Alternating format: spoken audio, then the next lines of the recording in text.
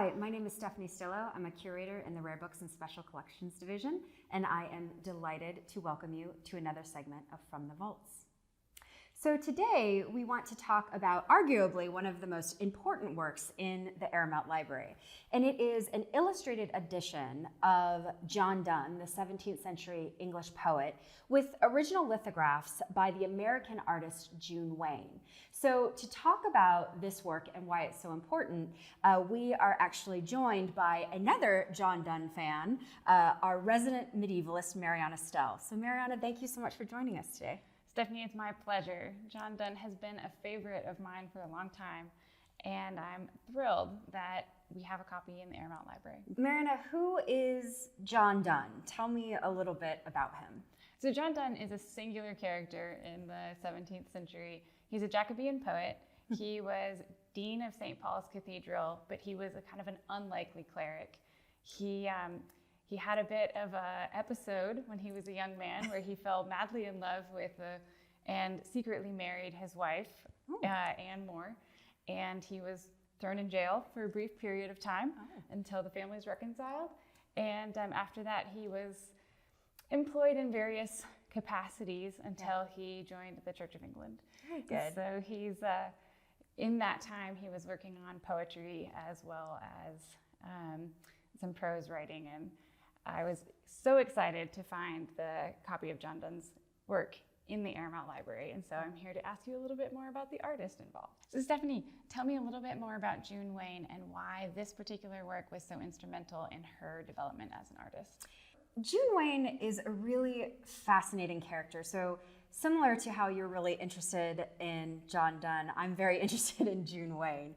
So she was sort of this Renaissance woman. So she was engaged in several different art forms during her lifetime.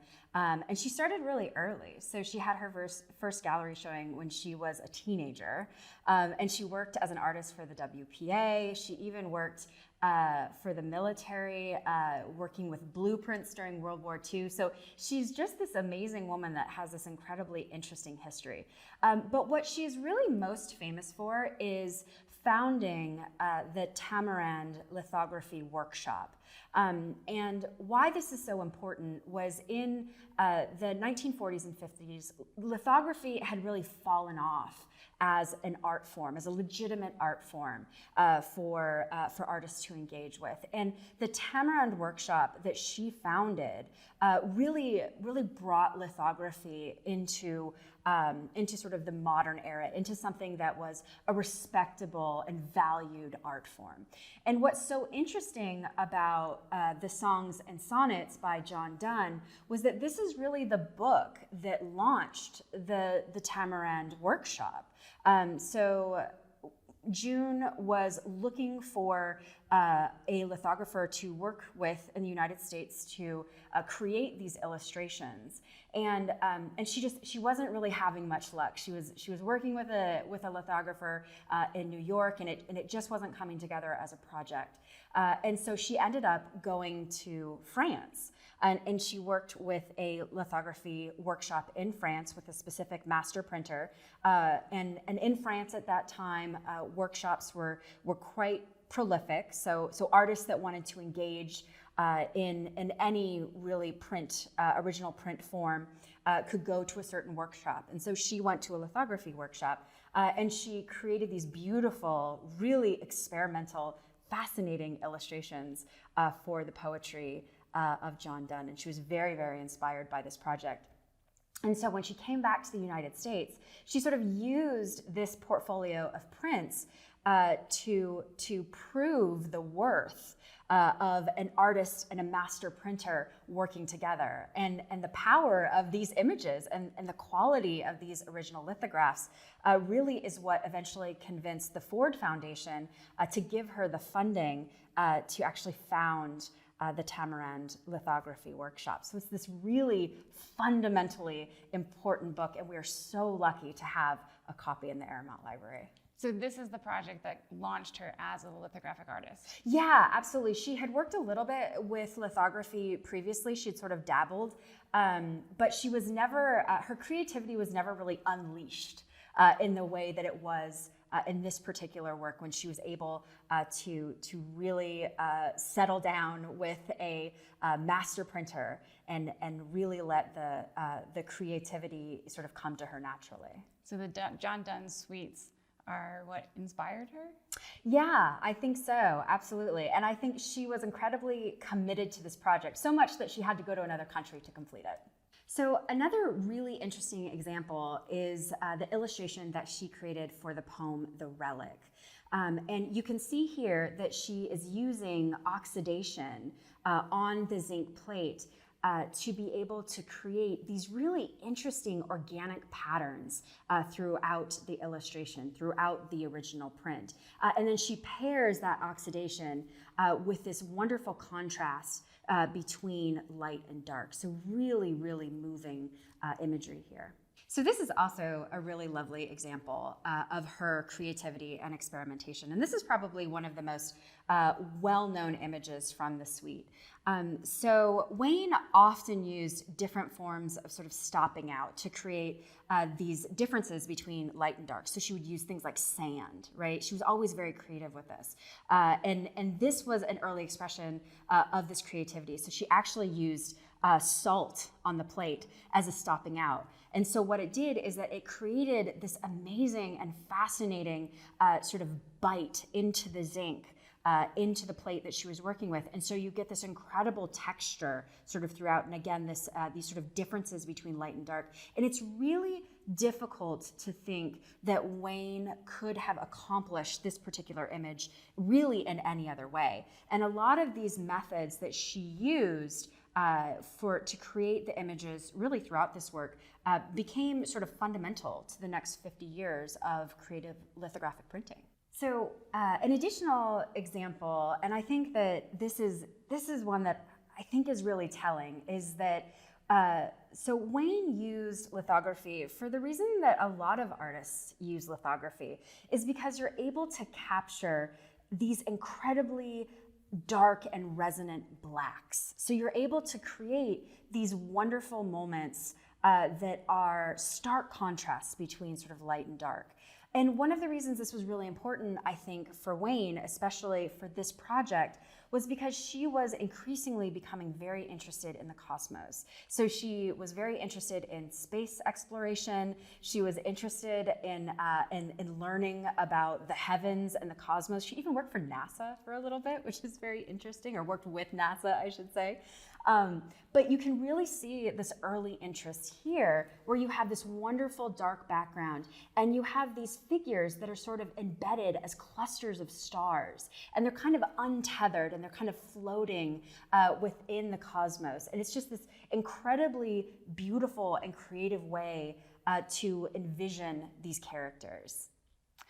It's so interesting that she actually worked with NASA before, because one of the things that I noticed when I was leafing through the first time I encountered this book, when we first got it, was how the artist is able to pull out the starry, the cosmological images from this suite of prints. And the first one is a poem that's titled Song. And the image that she pulls out is just from a single line of Donne's poetry. And it starts, "Go catch a falling star." And the poem it's actually a challenge. It's kind of a Petrarchan trope where the poet has been spurned by his lover. And so he's giving all these challenges that are impossible, but also delightful. And so he's, "Go catch a falling star, get with child a mandrake root." So all these things that are impossible to do. And I think June Wayne is taking up his challenge, where it seems like something that's impossible, but here she's done a whole suite of prints that involves catching a falling star. Yeah. So it's interesting to think about the idea that June Wayne is engaging in this sort of call and response with John Donne, right, from the 17th century poet. So that John Donne sort of put out a call, and June Wayne is sort of engaging very directly with a response. I think she's absolutely engaging directly with a response. Her lithographs are visual translations of much of what you find in the poem. She's very engaged visually with very difficult images from the poetry. John Donne is known as a metaphysical poet. Yeah. And what this means is that he uses what we call conceit. So very difficult, complicated metaphors, incongruous imagery to convey experiences that are kind of common to humanity. And June Wayne seems to be taking some of those images and playing with them a little bit in her own way. And for me, as a longtime reader of Donne, it helps me to better understand Donne. Interesting, which is, arguably some of the point of illustrations is to create an interpretation. Absolutely. So I want to take us back to an image that you showed before and talk a little bit about the poetry behind it. Great. So this poem is called A Valediction Forbidding Mourning. And it's mourning as in sorrow, because the poet is speaking to his lover and they have to part for some reason. You're not told why, but they have to physically part, and it's a poem where he's offering a kind of comfort. But the images that he's using are incongruous with what we think of love poetry. They're very difficult. They're difficult for the reader, let alone a visual interpretation, which we'll come to. So the first line of the poem reads, "As virtuous men pass mildly away and whisper to their souls to go." So you're opening with an image of death, or almost, where you have a person aware of both their soul and their body. And the poet is playing with the idea that you have both a soul and a body, and he's communicating to his lover that it's the souls, in this case, that are connected rather than the body. And so if you're physically apart, it doesn't matter so much because your souls are connected. And he moves from this image of a kind of death at parting to saying, our love is so refined, it's like gold leaf. And so instead of having a block of gold, it's spread out. And so any kind of distance is crossed. And so it's an expansion, not a parting. Beautiful. And then he moves from gold leaf to an image of a compass. And a compass is connected at the top. And that, I'm pretty sure, is what you have here. So you have this watery effect, I'm fairly confident is evocative of this space between the body and the soul, where Donne spends a lot of time in his love poetry, in particular, in these poems in particular, in the Song and Sonnets. So if you notice, the tops of the heads are very close together, and you have these lines coming out. And if you think of a compass that's connected at the head, and you have these 2 feet coming out, which is exactly what he says in the poem. Says, if we are 2 distinct souls and not one, we are 2 the way that a compass has 2 feet. And so the space between is ultimately you're still connected. And at the end of the poem, which you get on this side, is talking about the person who's staying at home as being the fixed foot of the compass, and the person who's physically leaving as being the movable foot. And he talks about, your steadiness makes my circle just. And I come back to where I began. And the image of the circle for Donne is enormously important. It's an image of completion. It's an image of perfection. It's sometimes an image of divine love. And it's also the image of the spheres of the cosmos. Yeah, very, very much coming back to that idea of the cosmos yet again. So very interesting. Throughout, and for both his love poetry and then later for his devotional poetry, this the kind of cosmos and the place of love and connection between the body and the soul, and the whole connection between the body and the soul and the cosmos is something that he plays with quite a bit. And it seems like that's one of the things that June picks up in her lithography. A really fascinating visual engagement. And very difficult to communicate. It's difficult to communicate in poetry. You use difficult images, and then you're taking something that is what he, metaphysical, and using a physical medium to communicate Yes. it. Yeah. And talk about a challenge. Yeah, Go right. catch a falling star. Right. Yeah. So I was enormously impressed Yeah. by what she was able to come up with for Yeah. one of my favorite poems. Yeah, and perhaps really does demonstrate one of the reasons why she was so committed to this project. I mean, this is a really fascinating exercise. Absolutely. So one of the first images that you encounter in this work is under the title Hexastition Bibliopolae. So it's a little bit different than the other images that we have seen in her suite of John Donne. And I want to talk about that just a little bit. It's far less abstract, but it still does have this sort of almost ethereal feel to it. So do you have any thoughts on this image and what's going on here? Yes. Actually, the relationship between the image and the poem that's presented is distinct in this suite. The poem is not by Donne. This is a tribute poem that was printed in the first edition of his poetry, which was only printed in 1633, so 2 years after John Donne died. Okay. He was famously averse to the idea that his poetry be printed, and so it circulated in manuscript form. And he's remembered as a poet because other people found his poetry so amazing that it was printed after his death.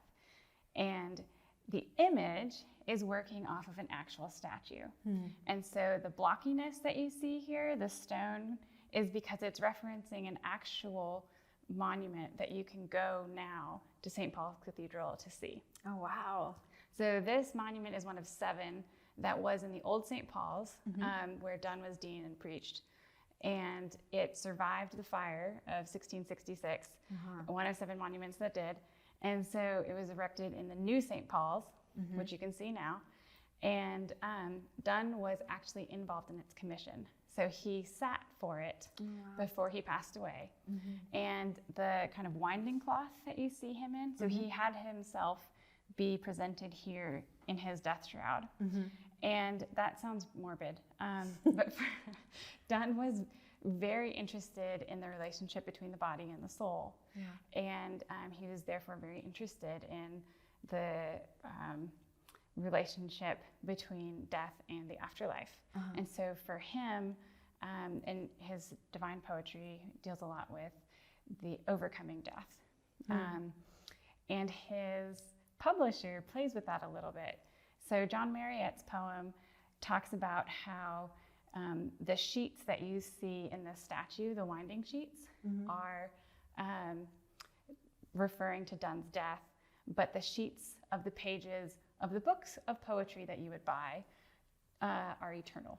Oh, beautiful. And so it's talking about Donne's role as an artist and the kind of eternal gift that art brings as a way of transcending death, which is really kind of perfect for a perfect encapsulation of Donne. He was so influential as a poet. T.S. Eliot glosses him.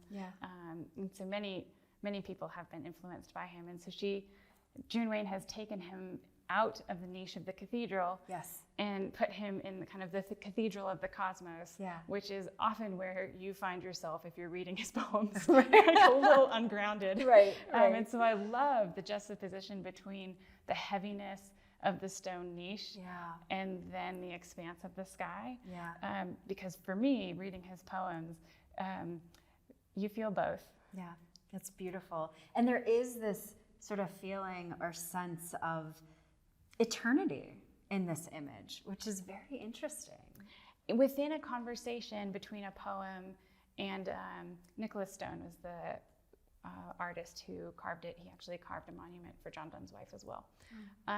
And it's a conversation between an artist who carved a stone, a publisher who published the work of an artist, and then another artist who's taken an image of the stone and made her own lithograph from it. And so the layers of art upon art upon art and the expanse of the sky seems to be commenting a bit on the place of creating within the umbrella of the universe. Yeah, that's lovely. Thank you.